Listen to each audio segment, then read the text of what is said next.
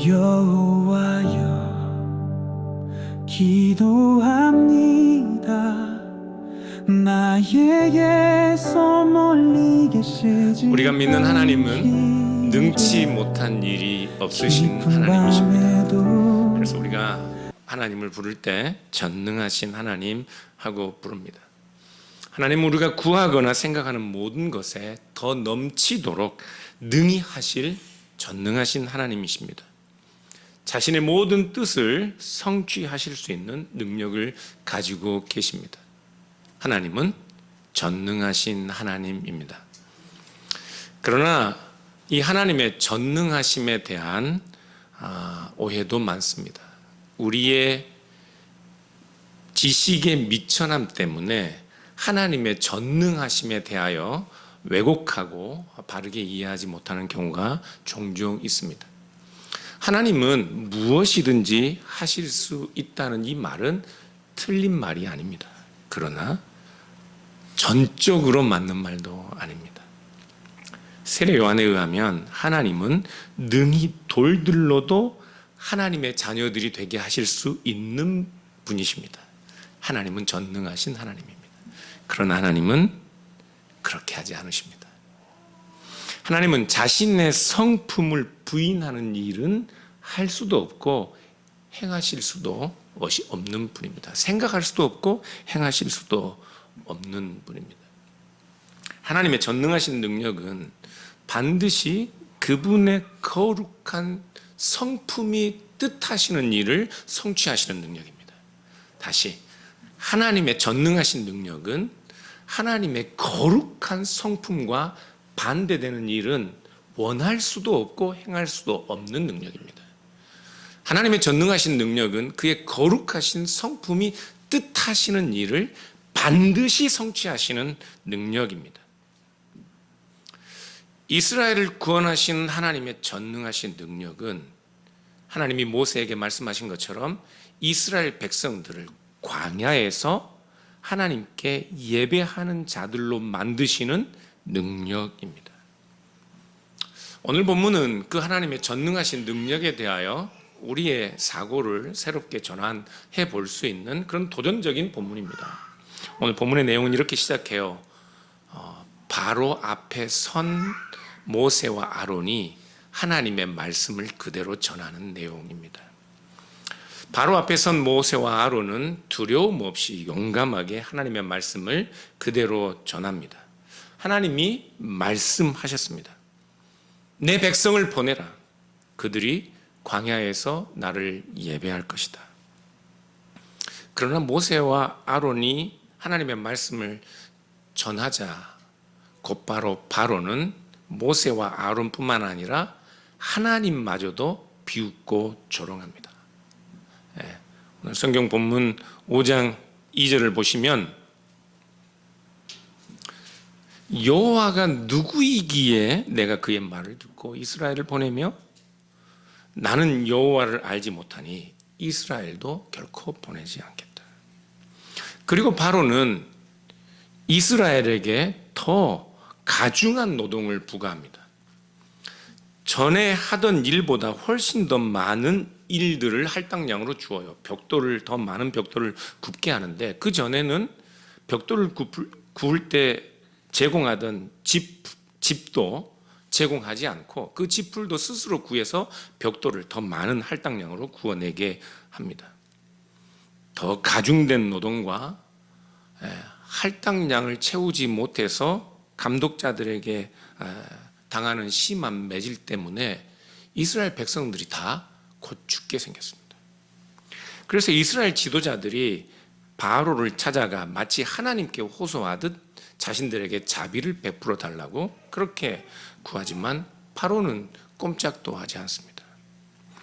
그리고 이스라엘의 지도자들은 모세 때문에 아론 때문에 그들이 심각한 학대와 고통을 당한다고 모세와 아론을 찾아가 불평을 늘어놓습니다.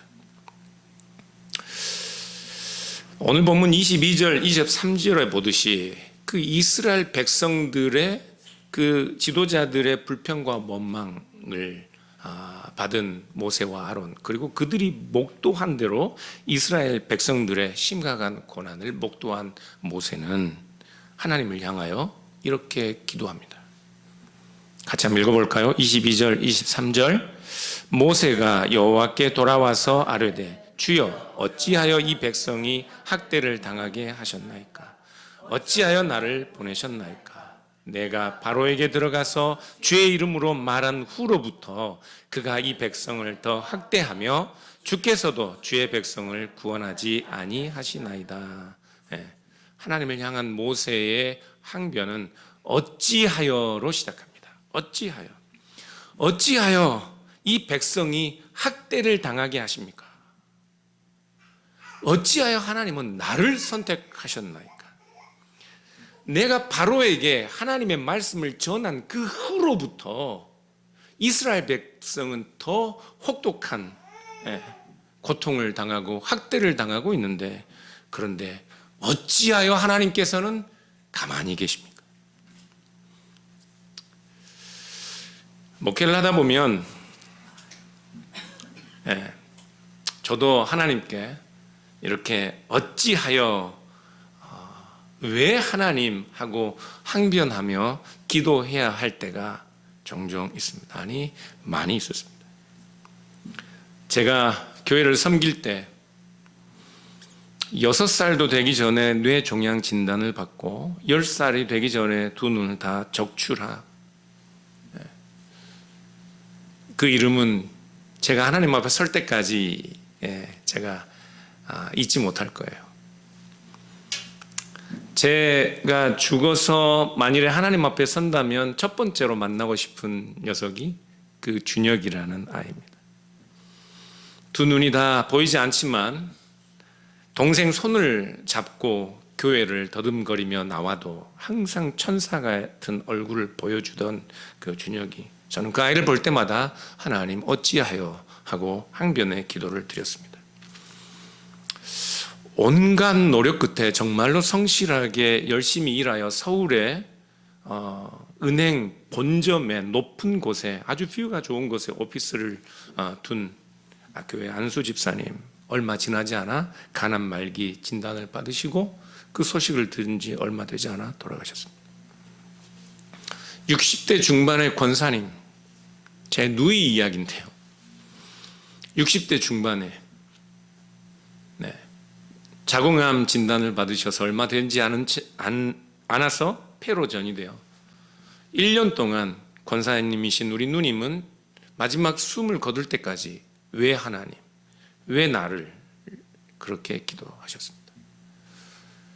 누님을 간병하다가 매형이 얼굴이 너무 안 좋아 보여 진단을 받았더니 이미 간암 말기였습니다. 매형은 누님의 장례식에도 참여하지 못했습니다. 그런데 얼마 지나지 않아 매형도 심각한 고통 끝에 목숨을 잃으셨고 숨을 잃으셨고, 그 조카인 큰 딸은 자궁암 진단을 받았습니다. 자궁암 진단을 받은 그 딸은 결혼을 앞두고 있었는데 다행히 그 남편 될 분이 괜찮다고, 당신을 사랑하기 때문에 괜찮다고, 그래서 결혼을 했는데, 그때 그 딸, 지금은 권사님이 되셨는데 그 딸의 기도는 왜 하필 우리가, 어찌하여 하나님은 우리를 이었습니다. 평생 동안 미국에 와서 제가 이제 목회하면서 만난 분인데 정말로 성실하게 교회와 집과 직장밖에 모르던 교회 집사님, 이제는 리타이어를 하셨는데 가족들이 마지막 은퇴 기념 여행을 했는데 백사장을 거닐다 몸이 안 좋아서 진단을 받았는데 췌장암 말기였습니다. 1년 동안, 은퇴 후에 1년 동안을 항암 치료를 받으며 고통을 견디다 생을 마감하셨습니다. 어찌하여, 전능하신 하나님이 어찌하여. 저는 그들과 함께 하나님 앞에 어찌하여 정말 수없이 하나님을 향하여 항변하던 모세처럼 그렇게 기도하였습니다. 왜 하나님은 당신의 백성이 당하는 고통과 학대를 고난을 돌아보지 아니하십니까? 왜 하나님 당신은 가만히 계십니까? 어찌하여 저를 목사로 부르셔서 이 하나님의 백성들이 당하는 고통을 보게 하십니까? 그래서 저의 연구 중에 중요한 한 부분은 하나님의 전능하심과 신정론에 관한 문제입니다. 사랑하는 여러분, 하나님은 전능한 하나님이시지만 아이러니하게도 그 하나님은 우리를 광야로 부르시는 하나님입니다. 5장 1절과 3절을 보시면 오늘 본문에 이스라엘의 하나님이 자기 백성을 광야로 부르셨다고 그렇게 말씀하고 있습니다. 광야로 부르셨어요. 애굽에서 하나님이 약속하신 가나안 땅으로 가려면 바쁜 걸음으로는 보름 만에 갈 수 있는 길이 있습니다.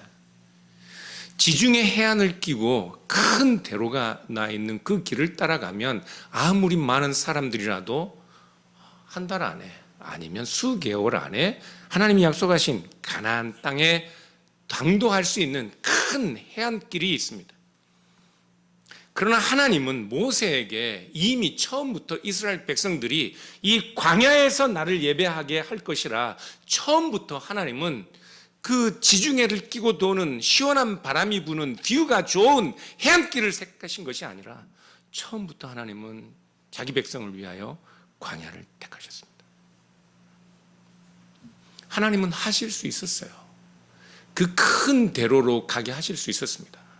그곳에 아무리 애굽의 큰 군대가 진치고 있어도 홍해를 가르신 하나님의 전능하신 능력은 그 군대를 물리치고 이스라엘 백성들을 단 수일 내에, 한 달 이내에, 수개월 이내에 가나안 땅으로 인도할 수 있는 전능한 능력이 있는 분입니다.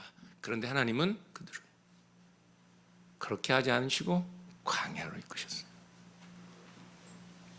왜냐하면 자기 백성을 광야로 이끄시는 것이 하나님의 그 거룩한 성품에 맞는 하나님의 뜻을 이루시는 하나님의 방법이었기 때문에 그렇습니다.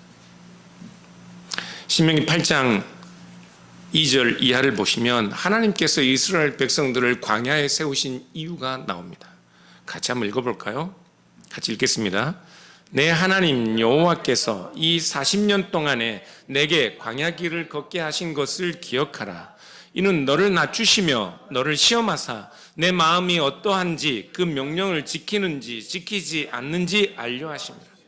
너를 낮추시며 너를 줄이게 하시며 또 너도 알지 못하며 내 조상들도 알지 못하던 만나를 내게 먹이신 것은 사람이 떡으로 여호와 입에서 나오는 모든 말씀으로 사는 줄을 내가 알게 하여 이 40년 동안에 내 의복이 헤어지지 아니하였고 내 발이 부르트지 아니하였느니라. 광야는 우리를 낮추시며 우리의 마음이 과연 하나님을 즐거워하는지 그렇지 않은지를 확인하는 장소입니다. 광야는 우리가 하나님이 아니면 우리의 도움도 우리의 능력도 우리의 소망도 찾아볼 수 없을 것 같은 그곳에서 오직 하나님만이 우리의 유일한 대안이요 소망이요 생명이요 위로라는 사실을 경험하는 장소입니다. 광야는 아무것도 없는 것입니다. 거기에는 힘도 능력도 부와 권력도 도시 문명의 그 제국의 그 기름진 음식들도 존재하지 않는 것입니다. 그곳은 자기 생명도 스스로 보존할 수 없는 것입니다. 그래서 광야에서는 오직 하나님만이 우리의 위로요, 하나님만이 우리의 능력이요, 하나님만이 우리의 생명이라는 사실을 경험하고 고백하지 않으면 안 되는 장소라고요. 그런데 사랑하는 여러분, 이스라엘 백성들은 그 광야에서 저 애굽의 기름진 고기 음식들을 그리워합니다. 민수기 11장을 보면 그들은 애굽에 있을 때에는 넉넉한 고기와 값없이 그들이 먹던 생선 요리, 오이, 참외, 부추와 그리고 파와 마늘들을 먹었던 것을 기억하며 그들을 광야로 이끌어낸 하나님을 원망합니다. 그러나 그때 하나님이 그들에게 메추리를 먹이셔요. 그들은 애굽에서 그들이 얼마나 심각하고 혹독한 고난을, 노예 생활을 하고 있었는지를 다 잊어버리고 그곳에서 그들이 먹던 그들의 모든 욕망을 충족시켜 줄 수 있는 기름진 고기와 풍성한 식탁을 그리워합니다. 그러나 하나님은 그들을 광야로 인도하여 애굽에서 먹던 기름진 음식이 아니라, 그들이 먹던 풍요로운 과일이 아니라, 그들의 생명을 보존하는 것이 아니라 하나님의 말씀이, 하나님의 능력이 그들의 생명을 보존한다는 것을 그들에게 가르치셔야만 했습니다. 사랑하는 여러분, 우리도 사실은 다 광야를 사는 사람들과 같습니다. 왜냐하면 우리는 하나님의 능력과 하나님의 위로, 하나님의 말씀이 아니면 살 수 없는 사람들입니다. 우리가 아무리 부요해도, 아무리 가난해도, 아무리 힘이 있어도, 아무리 연약해도 우리가 서 있는 자리는 다 우리 힘으로 사는 자리가 아니라 하나님의 입에서 나오는 말씀으로 사는 자리이기 때문에 우리는 다 누구나 광야를 사는 사람들입니다. 그리스도인들은 누구나 다 광야를 사는 사람들이에요. 그런데 이 광야에서 그리스도인들도 전에 우리가 먹던, 전에 우리가 입던, 전에 우리가 누리던 저 세상 사람들이 누리고 있는 그 영광을 사모할 수 있습니다. 그러나 이 광야에서 우리가 대면해야 하는 것은 왜 하나님이 예수 그리스도 안에서 오늘 우리를 이 자리에 세우시고 이 광야길로 가게 하시는지를 분명히 알아야 하는 겁니다. 얼마 전에 저희 NLMA 목사님 한 분이 페이스북에 엄청난 글을 올렸어요. 그 자기 아내, 그러니까 사모님의 외삼촌이, 우리 지금 목사님도 우리 윤준호 선교사님의 외삼촌이신데 한국에서 복권 1등에 당첨됐대요. 30년 동안 매달 700만 원씩 나온대요. 그런데 그분이 복권을 산 게 아니래요. 그분에게 신세를 진 사람이 복권을 여러 장 사서 고맙다고 줬는데 어떻게 그것이 1등, 그리고 1등이 아니라 1억도 걸렸어요. 그래서 그 1억짜리 복권은 자기에게 복권을 사준 분에게 주었다고 합니다. 그런데 그 소식을 페이스북에 올리자마자 사람들이 목사님에게 연락을 했대요. 자기 삼촌도 아니고 자기 아내의 외삼촌인데 자기에게 전화가 와서 외삼촌에게 말해서 자기를 좀 도와달라고 하는 그런 전화들이 온답니다. 그래서 이 목사님 말씀이 괜히 복권 이야기를 해서 자기는 아무런 힘이 없는데, 그리고 어떤 분은 자기가 복권에 당첨된 것도 아닌데 자기를 시샘하는 분도 있는 것 같다는 그런 이야기를 하더라고요. 우리도 그런 이야기 들으면 왜 나는 안 되지? 그런 생각하지 않습니까? 우리도 괜히 복권 한번 사보고 싶잖아요. 제가 알죠. 복권 사보고 하나님과 딜하려고 하는 사람도 있는 거 잘 알고 있죠.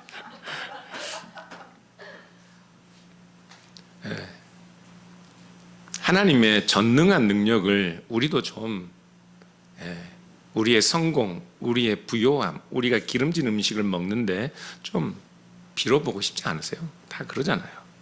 저는 오늘 아침에도 금덩어리를 줍는 꿈을 꿨거든요.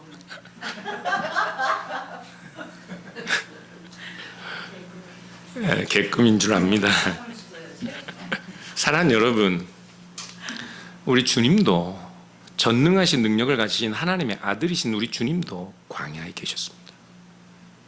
우리 주님은 광야에서 시험을 받으셨습니다. 하나님의 아들이신, 전능하신, 독생하신 하나님의 아들이 광야에 계셨습니다. 광야에서 40일 동안 계셨습니다. 당연히 먹을 것이 없지요. 일부러 금식한 것이 아닙니다. 광야는 그런 곳이에요. 40일 동안 먹지 못하고 계셨습니다. 그러니 그 전능한 능력은 당연히 저 돌덩어리라도 떡덩이로 만들어 먹고 싶을 만한 유혹거리죠. 하나님의 전능한 능력은. 사탄이 예수님을 시험하지 않습니까? 내가 하나님의 아들이라면 명하여 돌덩이가 떡덩이가 되게 하라. 주님은 하실 수 있지만 하지 않으셨습니다. 못하셔서 하지 않은 것이 아니라 그 주님의 거룩한 성품에 어울리지 않는, 맞지 않는 일이기 때문에 원하지도 행하실 수도 없으셨습니다. 우리 주님께서는 사탄에게 사람이 떡으로만 사는 것이 아니라 하나님의 입에서 나오는 말씀으로 산다고 분명하게 명하셨습니다. 전능하신 능력을 가신 우리 주님, 하나님의 아들이신 독생하신 예수님도 광야가 필요했습니다. 우리 주님도 광야에서 자기가 서야 하는 자리, 왜 본인이 하나님의 아들이시면서도 광야의 길을 가듯 마지막 십자가를 지셔야 하는지를 그 광야에서 우리 주님은 스스로 확인하셔야 했습니다. 그러면 사랑하는 여러분, 오늘 혹시 여러분들 중에 힘들고 고단한 광야의 길을 걷고 계신 분이 계십니까? 그 광야의 길은 심판과 징벌의 길이 아닙니다. 하나님이 침묵하시고 계신 것 같아도 그 길은 우리를 사랑하신 하나님께서 오히려 우리의 마음이 정말로 하나님을 신뢰하는지 의지하는지 우리들 스스로가 확인하며 우리들 스스로가 그 자리에서 우리의 힘과 능력, 세상에 기름진 음식으로 우리가 사는 것이 아니라 우리의 참된 생명은 하나님의 입에서 나오는 말씀과 믿음으로 산다는 것을 우리에게 확인시켜 주시기 위하여 하나님, 우리를 사랑하신 하나님이 우리를 광야의 길로 인도하시는 것이라고요. 징벌의 장소가 아닙니다. 사랑하는 여러분, 민수기 11장에서 말씀하는 것처럼 그 광야의 길에서 하나님은 우리의 의복과 우리의 신발이 헤어지지 않도록 우리를 붙드실 것입니다. 그러므로 여러분이 힘들고 고단한 광야의 길을 가고 계신다면 여러분도 여러분이 풍족한 음식이나 기름진 고기로 사는 것이 아니라 하나님의 입에서 나오는 말씀으로 산다는 그 사실을 확인하실 수 있기를 주님의 이름으로 축복합니다. 성경은 하나님을 광야의 하나님으로 묘사하고 있지만 또한 광야의 사람들의 하나님이 되기를 즐거워하시는 하나님으로 묘사합니다.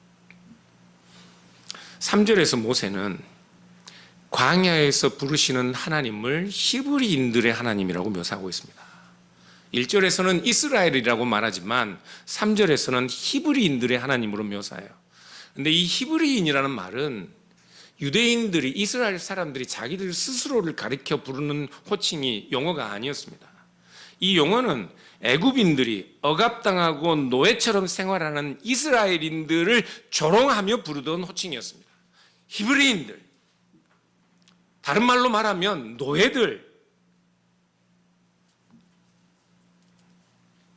출애굽기 1장 19절에 보시면 산파들이 이스라엘의 여인들을 히브리 여인이라고 부르며 이 히브리 여인들을 애굽 여인들과 대조하고 비교하듯 그렇게 이야기하는 내용이 나옵니다.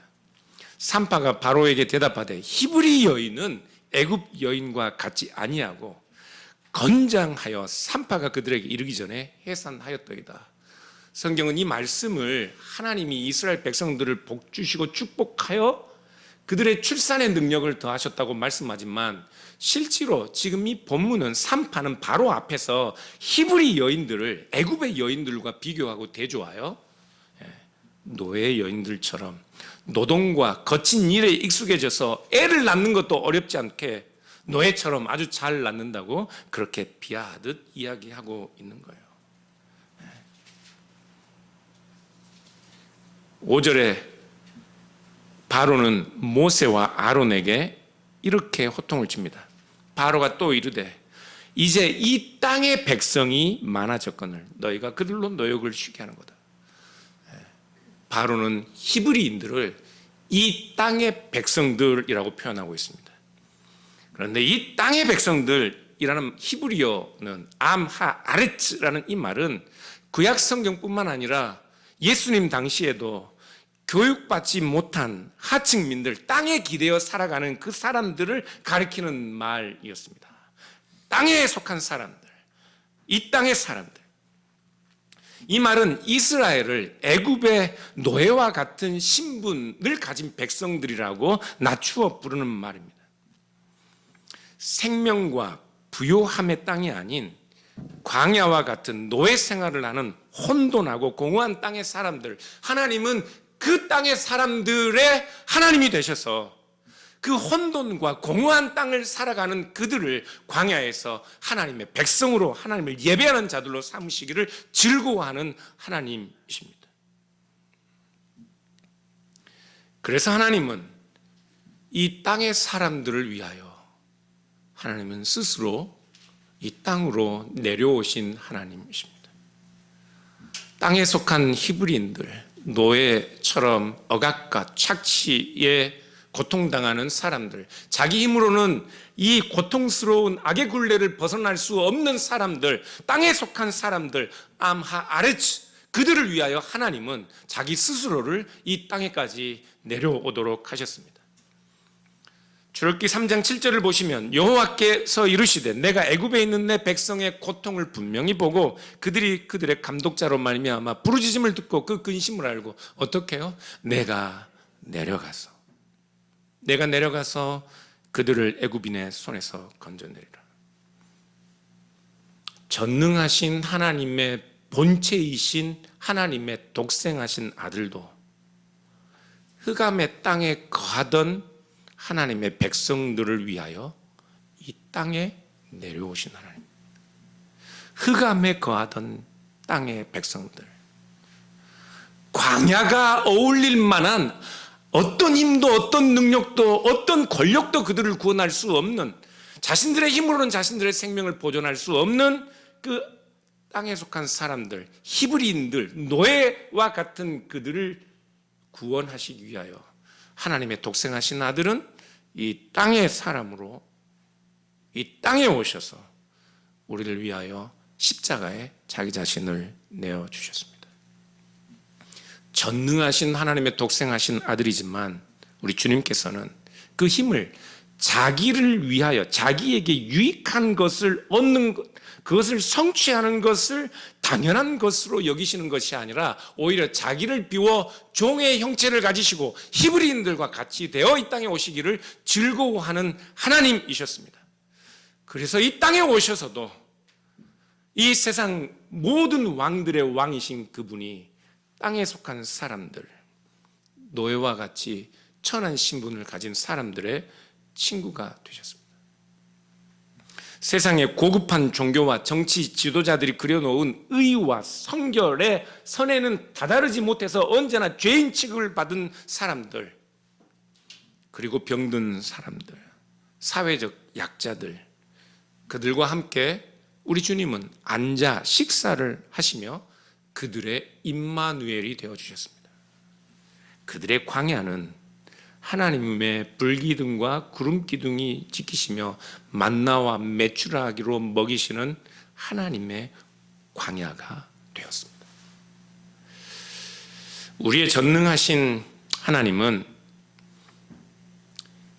제국의 기름진 땅에서 아무 염려 없이 자신들의 생명과 부요한 삶을 누리는 사람들, 스스로 건강하여 의원이 필요 없다 말하는 그들의 신이 아니라 삶이 고달파 고통 가운데 탄식하며 왜 어찌하여 부르짖는 히브리인들, 세상에 소망 없는 가난한 노동자들, 가난해서 배우지 못한 이들, 땅에 기대어 사는 사람들, 밤잠을 설치면서 고생해도 새벽까지 일해도 빚에 허덕이고 사는, 먹고 사는 일마저도 힘든 우리 같은 히브리인들, 우리 같은 사람들의 하나님으로 이 땅에 내려오셨습니다.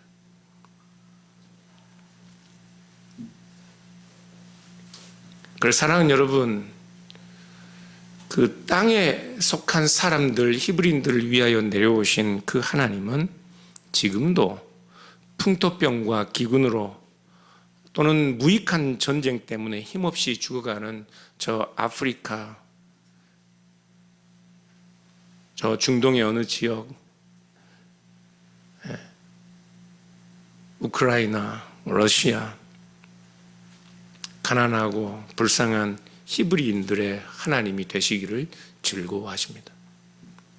캄보디아의 가난과 무지와 억압과 질병의 땅을 사는 그 사람들의 하나님이 되어주시기를 즐거워하시는 하나님이십니다.